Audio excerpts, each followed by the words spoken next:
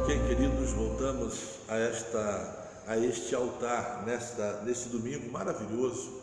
O dia está ensolarado e uma temperatura assim, de outono muito agradável.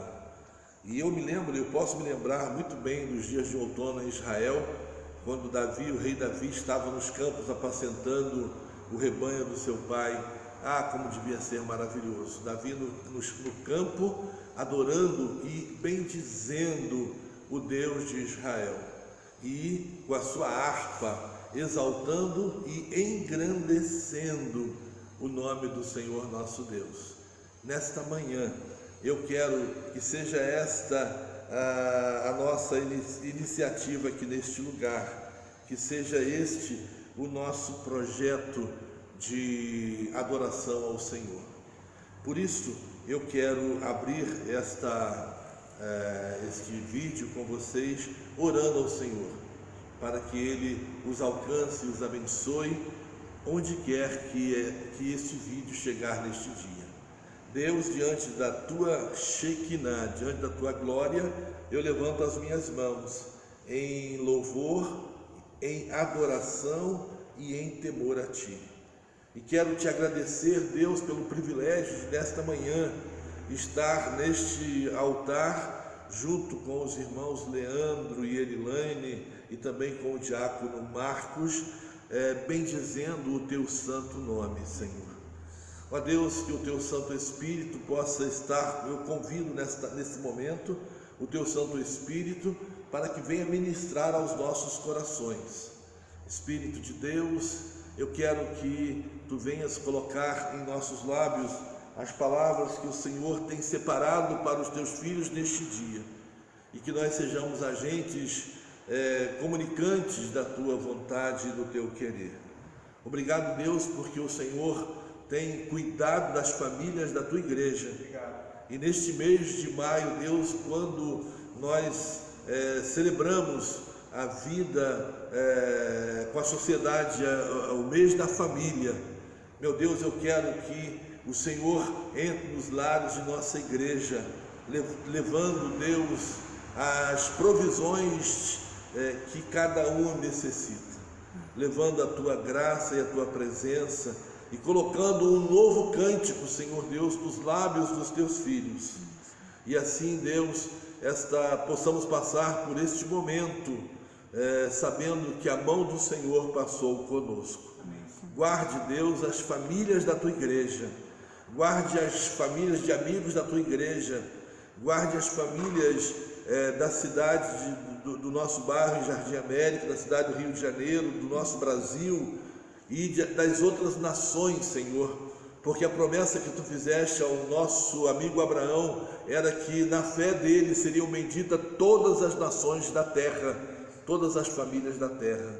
Então, Senhor, nesta manhã, leve a Tua presença e o Teu cuidado, a Tua proteção e o Teu livramento para cada uma das famílias as quais amamos e com quem Te adoramos. Assim oramos em nome de Jesus. Amém. Glória a Deus. Queridos, eu vim para ler para você a história de Jó e estaria fazendo uma devocional rápida a respeito dela. Mas o Espírito de Deus, que é o soberano, encheu meu coração de gozo e de alegria quando eu abri esta palavra, olhando para a beleza deste dia. E então eu, junto com ele, mudei o texto que eu queria falar com vocês. Quero ler alguns versículos do Salmo 46. Assim escreveu os salmistas, dos filhos de Coré: Deus é o nosso refúgio e fortaleza, socorro bem presente na hora da angústia, pelo que não temeremos, ainda que a terra se mude, ainda que os montes se transportem para os meios dos mares, ainda que as águas rujam e se perturbem, ainda que os montes se abalem pela sua braveza. Há um rio cujas correntes alegram a cidade de Deus, o santuário das moradas do Altíssimo. Deus está no meio desta cidade, ela não será abalada. Deus a ajudará já ao romper da manhã. Os reinos se moveram, as nações se embraveceram. Ele levantou a sua voz e a terra se derreteu. O Senhor dos exércitos está conosco. O Deus de Jacó é o nosso refúgio. Queridos, que coisa maravilhosa é esta palavra, entrando pelas nossas entranhas, pelo nosso coração. O Senhor dos exércitos está conosco. O Deus de Jacó é o nosso refúgio. Mas quero nesse momento destacar o versículo 5 desse texto que lemos. Deus está no meio desta cidade, não será abalada, Deus a ajudará até no romper da manhã. E eu quero parafrasear esta cidade de que fala o salmista aqui, das moradas do Altíssimo, como sendo a casa do Senhor nos dias de hoje. No Antigo Testamento, o templo era o lugar de referência, de adoração. No Novo Testamento, a casa do Senhor, o templo foi construído nos nossos corações. Mas, queridos, como é gostoso quando estamos na casa do Senhor em adoração e em comunhão uns com os outros. Como é maravilhoso quando sentimos a presença de Deus e os nossos olhos, eles se molham de lágrimas pela glória de Deus presente na sua casa. Então eu quero dizer que Deus está no meio da igreja e através da sua presença no meio da igreja, Ele opera e manifesta as suas maravilhas. E esta é a razão porque nós podíamos gravar esse vídeo nas nossas casas, ficaria mais cômodo. Mas como dizer para você que temos o cuidado de Deus, o melhor lugar para desfrutarmos do cuidado de Deus é na casa do Senhor. Assim diz o salmista no Salmo 84, e eu queria ler só para você a descrição do salmista nesse salmo. Olha que coisa linda! Quão amáveis são os teus tabernáculos, Senhor dos exércitos! A minha alma está desejosa e desfalece pelos átrios do Senhor. O meu coração e a minha carne clamam pelo Deus vivo. E esse versículo 3 é especial. Até o pardal encontrou casa e a andorinha ninho para si, onde ponha os seus filhotes, até mesmo nos teus altares, Senhor dos exércitos, Rei meu e Deus meu. Versículo 4, bem-aventurados que habitam em tua casa, louvar-te-ão continuamente. Queridos, quando eu vejo a palavra de Deus que declara que Deus é o meu refúgio e fortaleza, socorro bem presente na angústia, e a minha fé é fortalecida. Vivemos momentos de angústia, quando sob muitos de nós a ansiedade, a medo, o que pode acontecer conosco. Eu quero que você saiba que Deus é um Deus fiel. Ele nunca desamparou o seu filho e não vai desamparar.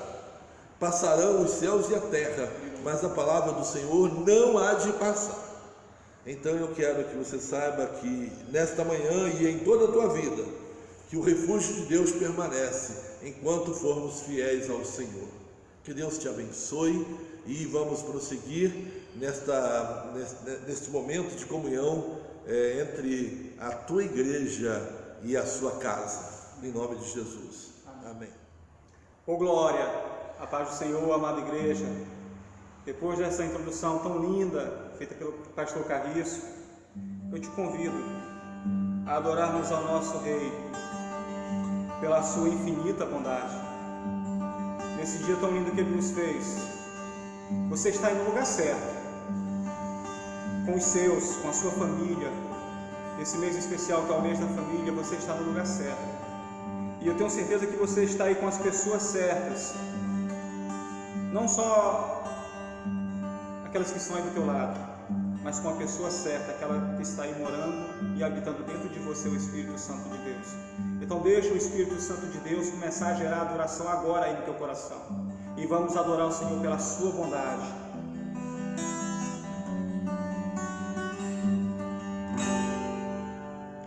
O Senhor é bom, o Senhor é bom, e a sua misericórdia dura para sempre. O Senhor é bom,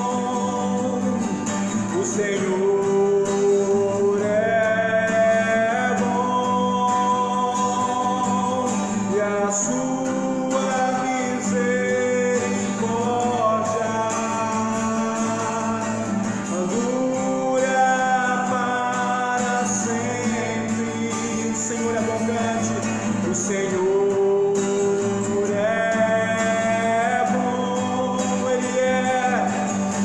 Senhor é bom, e a sua misericórdia dura para sempre. Aleluia.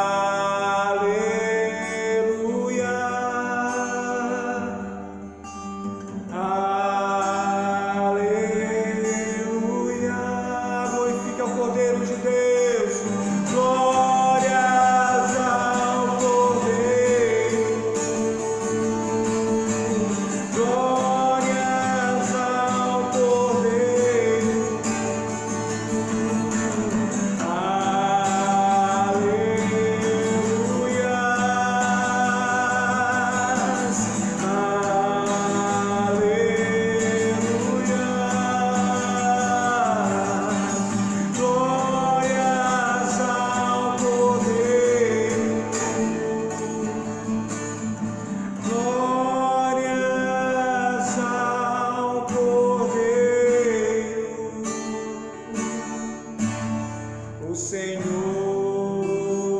é bom, o Senhor é bom, o Senhor é bom, aleluia, glória a Deus, igreja. Vamos à palavra do Senhor. O Senhor hoje me deu uma palavra que eu entendo que ela até pode ser pequena, querido, na questão da adoração, mas eu tenho certeza que ela vai ser poderosa na tua vida, assim como foi na minha vida. Irmãos, todos os domingos ao qual nós temos vindo aqui, você até pode estranhar, poxa, mas por que normalmente está sempre entre o pastor e o Leandro? Irmãos, nós decidimos que nós faríamos aqui o mínimo necessário todas as semanas para que a igreja tivesse uma mensagem. Então é claro que nós temos diversos músicos no nosso ministério, graças a Deus, nós temos diácono, músico, mas por que nós não convidamos eles para nos apoiar aqui? Porque nós estamos poupando os nossos irmãos. Então todos os domingos está eu aqui, o pastor, a Erilane nos ajudando com a filmagem, e sempre tem um diácono. Os diáconos têm feito um trabalho maravilhoso de revezamento, e sempre vai ter um diácono nos apoiando. Hoje nós temos aqui nosso querido irmão Marcos. Então, irmãos, entenda que nós decidimos fazer dessa forma porque o Senhor nos permitiu que assim o fosse, para que você estivesse aí na sua casa se protegendo, e que todas as tuas atitudes, meu amado irmão, sejam atitudes de prevenção, proteja-se você e a sua casa, amém? Vamos à palavra de Deus, Mateus capítulo 17, do versículo de número 14 até ao número 21, Mateus 17, 14 ao 21º versículo, diz assim a palavra de Deus: E quando chegaram à multidão, aproximou-se-lhe um homem, pondo-se de joelhos diante do Senhor Jesus, e dizendo: Senhor, tem misericórdia de meu filho, que é lunático e sofre muito, pois muitas vezes cai no fogo e muitas vezes na água. E trouxe-os aos seus discípulos e não puderam curá-lo.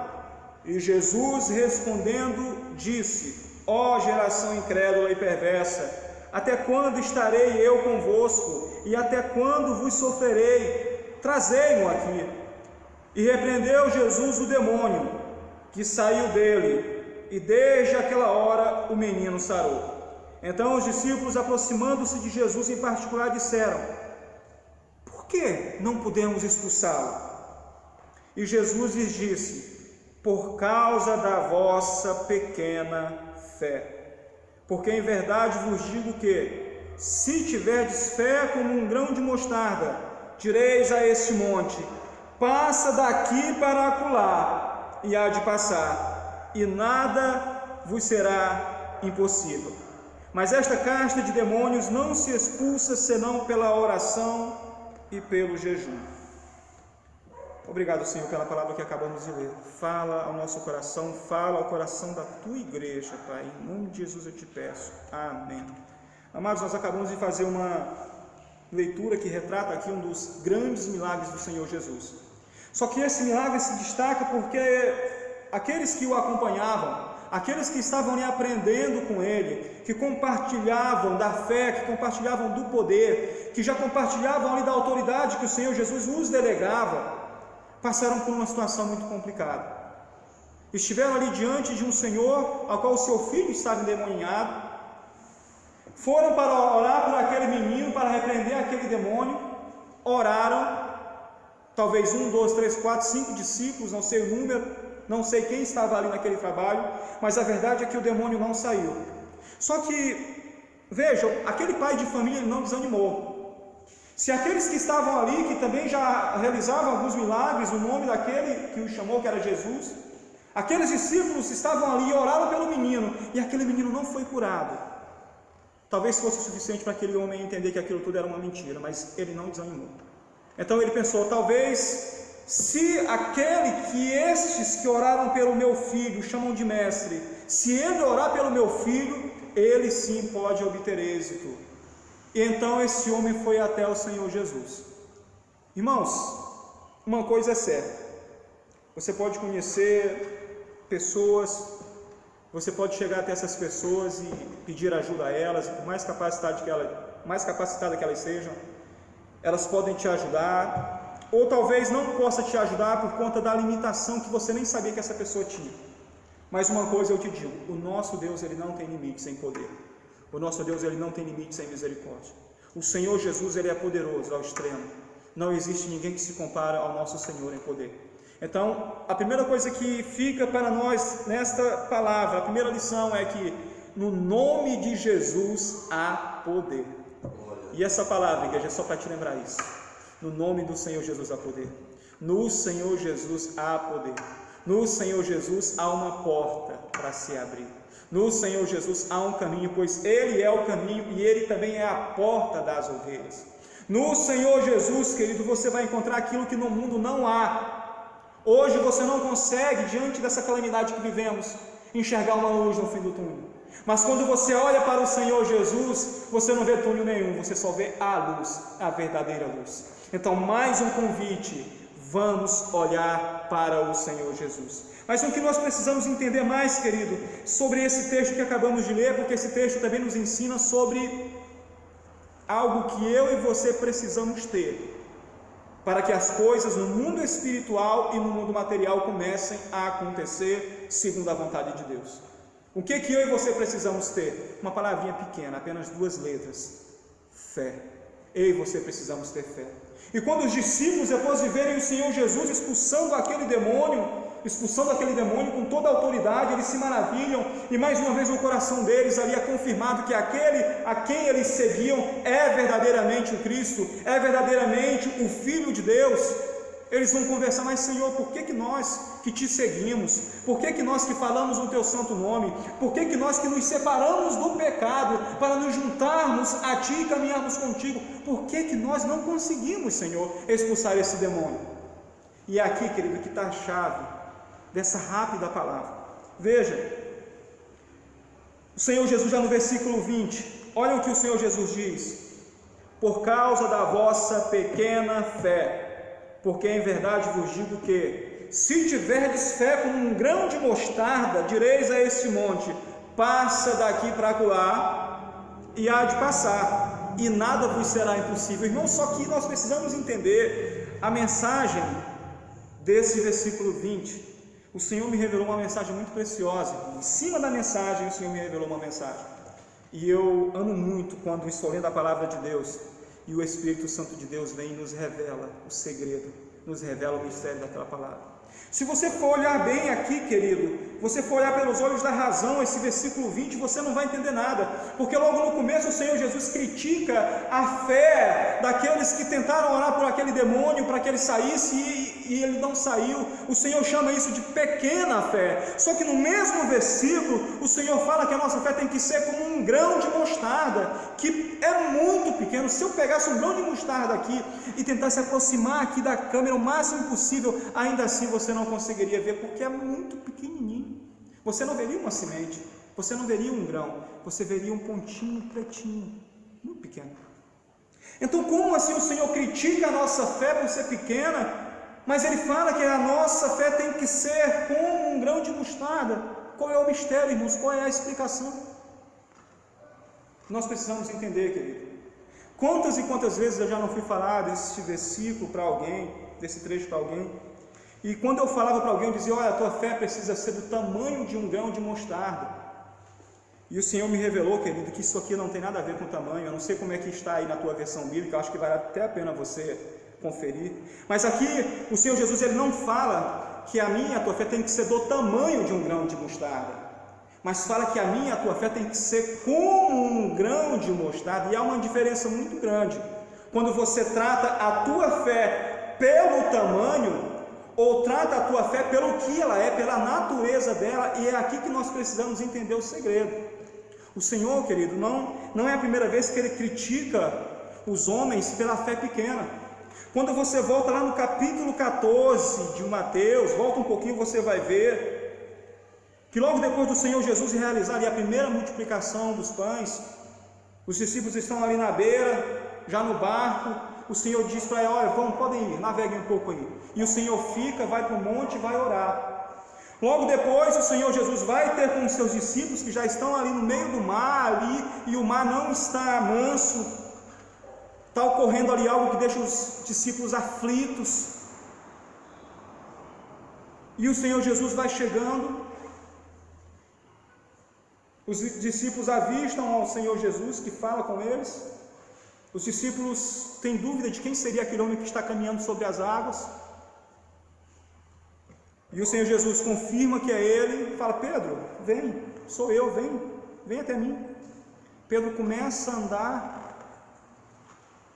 ao encontro de Jesus por sobre as águas, começa a afundar.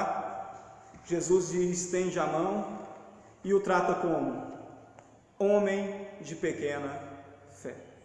Irmãos, então nós precisamos entender o que é uma fé pequena, mas também precisamos entender o que é uma fé como um grão de mostarda. Porque se a nossa fé realmente, querido, ela for julgada pelo tamanho, ela for avaliada pelo tamanho, nós estaremos afundando em qualquer que seja a situação. Logo no primeiro passo, eu e você vamos estar afundando. Sabe por quê? Porque o que não falta nesse mundo, querido, é lamaçal para que eu e você afunde. O que não falta nesse mundo é areia movediça. No primeiro passo que você der, é o suficiente para você afundar até a cabeça. Então nós precisamos o tempo todo não sermos homens de pequena fé, mas nós precisamos ter uma fé que seja suficiente para nos fazer caminhar até o Senhor Jesus sem afundarmos. Amém, igreja? Glória a Deus. Então vamos adiante aqui, querido. E muitos já falaram sobre o que é essa fé, muitos já escreveram. Por exemplo, há um pastor comentarista chamado William Hendrickson. Esse homem é holandês, mas foi morar nos Estados Unidos quando criança, se formou lá em teologia. E ele escreveu o seguinte: vem cá, o que é uma fé como um grão de mostarda? E ele disse o seguinte: olha, uma fé como um grão de mostarda é aquela que não cede, é aquela que não desiste quando os nossos esforços não são suficientes para alcançar o êxito imediato. E sabe onde eu vejo, querido, uma fé como um grão de mostarda? Em Jó. Como assim, Jó? Que não tinha uma grande fé. Como é que você compara a fé de Jó a uma fé de um grão de mostarda que é desse tamanho? É como eu falei, querido, não compare a tua fé com relação ao tamanho. Não é isso. E nós vamos entender algo mais. até o final dessa mensagem que já está terminando, ela é curtinha. O que é essa fé como um grão de mostarda? Irmãos, o que o homem mais deseja nessa terra? O homem quer recursos para viver bem. Eu nem vou falar de riquezas, eu vou falar de recursos, porque eu estou falando daquilo que nós precisamos para ter uma vida boa, uma vida confortável, pagar nossas contas, ter uma casa, ter ali a condição de ter um automóvel. Depois esse homem, ou talvez esse jovem ou essa jovem, vai querer o quê? Vai querer um bom casamento, uma pessoa ali que o ame, que seja amada, que seja admirada, e que possa lhe devolver da mesma forma os seus sentimentos. Depois disso, esse homem e essa mulher vão querer filhos, porque filhos são bênçãos, são tesouros, são herança do Senhor para nós. E depois disso, querido, teoricamente o que a gente vai desejar é só a salvação. Veja, Jó tinha todas essas coisas, ele tinha ali recursos, não lhe faltava nada. Tinha ali uma esposa que ele amava, tinha ali filhos que ele amava, tinha tudo aquilo, querido. Mas um belo momento, tudo aquilo lhe foi tirado. Perdeu as riquezas, perdeu os filhos, perdeu a esposa, porque já tinha perdido algo que o dinheiro não compra, que é a saúde. Perdeu tudo.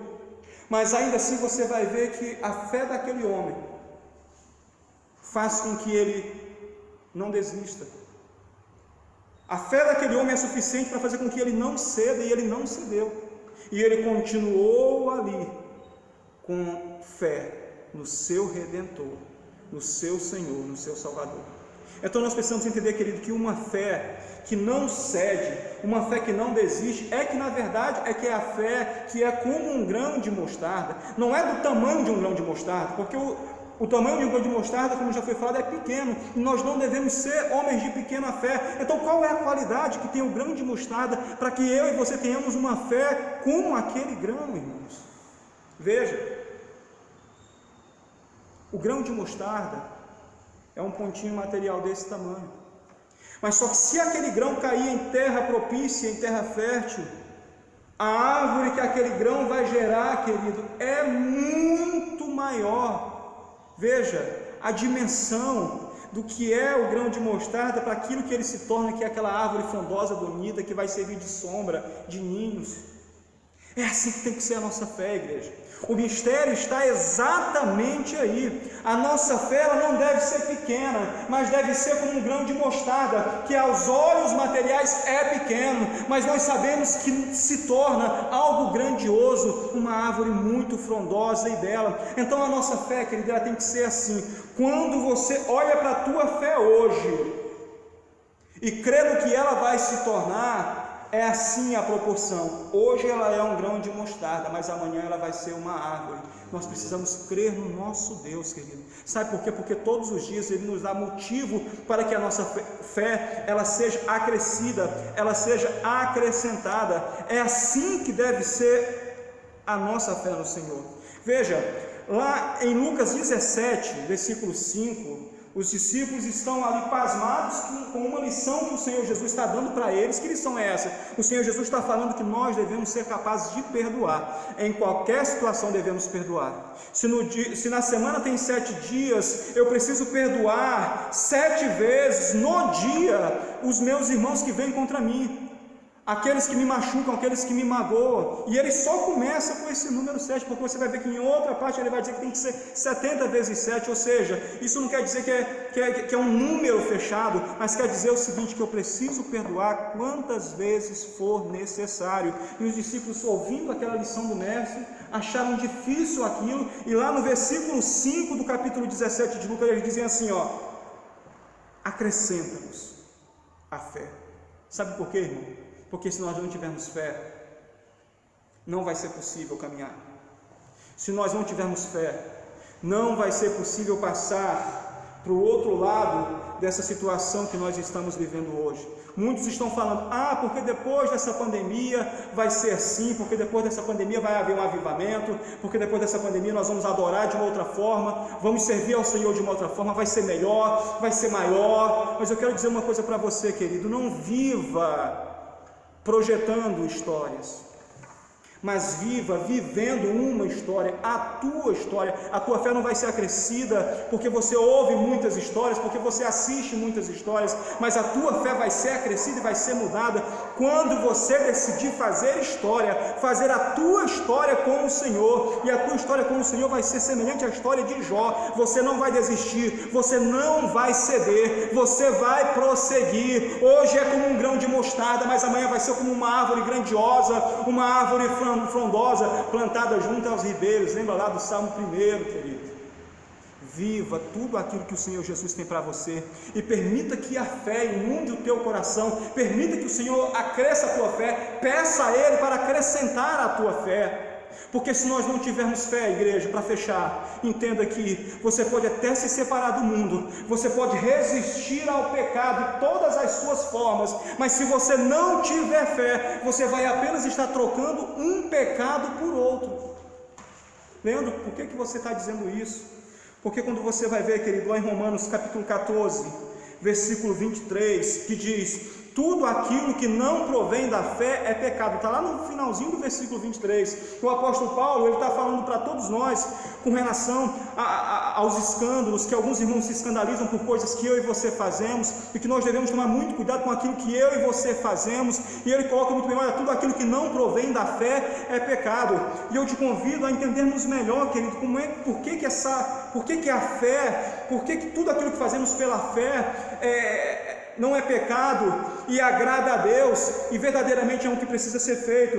Eu te convido para que você abra a tua Bíblia lá em Romanos 11:6. Logo no começo desse versículo 6 diz o seguinte: ora, sem fé é impossível agradar-lhe.